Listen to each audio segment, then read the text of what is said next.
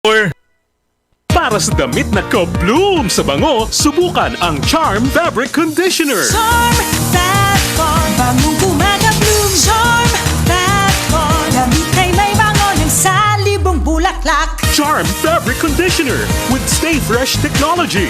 Damit ay ka-bloom sa bango.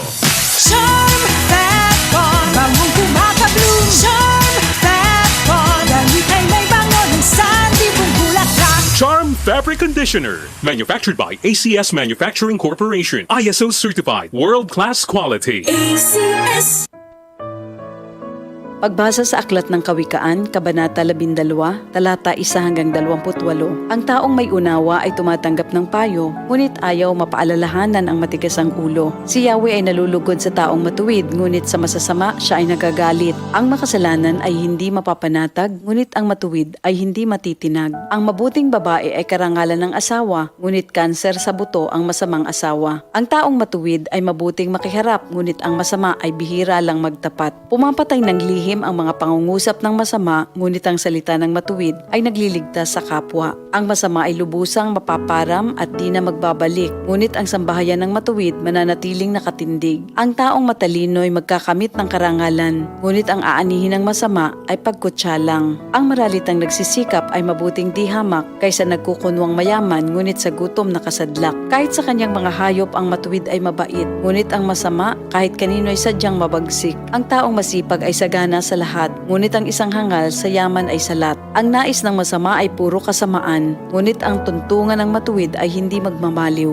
Ang masama ay nahuhuli sa salita ng kanyang bibig, ngunit ang matuwid ay malayo sa ligalig. Ang kakamti ng tao ay batay sa gawa o salita, bawat isa ay tatanggap ng karampatang gantimpala. Ang akala ng mangmang ay siya lamang ang tama, ngunit handang tumanggap ng payo ang taong may unawa. Ang pagkainis ng mangmang kaagad nahahalata, ngunit ang mga matatalino di pansin ang pagkutya. Sa pagsasabi ng tapat, lumilitaw ang katarungan, ngunit ang pagsisinungaling ay lumilikha ng kapahamakan. Ang matalas na pananalita ay sumusugat ng damdamin, ngunit sa magandang pananalita, sakit ng loob ay gumagaling. Ang tapat na labi ay mananatili kailanman, ngunit ang dilang sinungaling ay hindi magtatagal. Ang nagbabalak ng masama ay mag-aani ng kapahamakan, ngunit ang nag-iisip ng mabuti magtatamo ng kagalakan. Ang kasamaang palad ay malayo sa matuwid, ngunit ang buhay ng masama ay puno ng ligalig. Namumuhi si Yahweh sa taong sinungaling, ngunit ang tapat ay ligaya niya at aliw.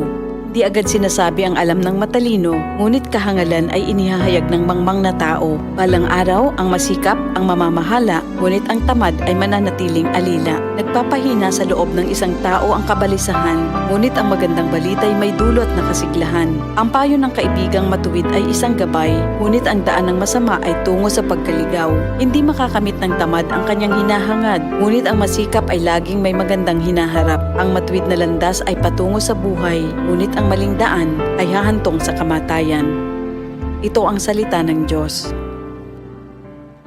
DCXL News, ang himpilan ng RMN.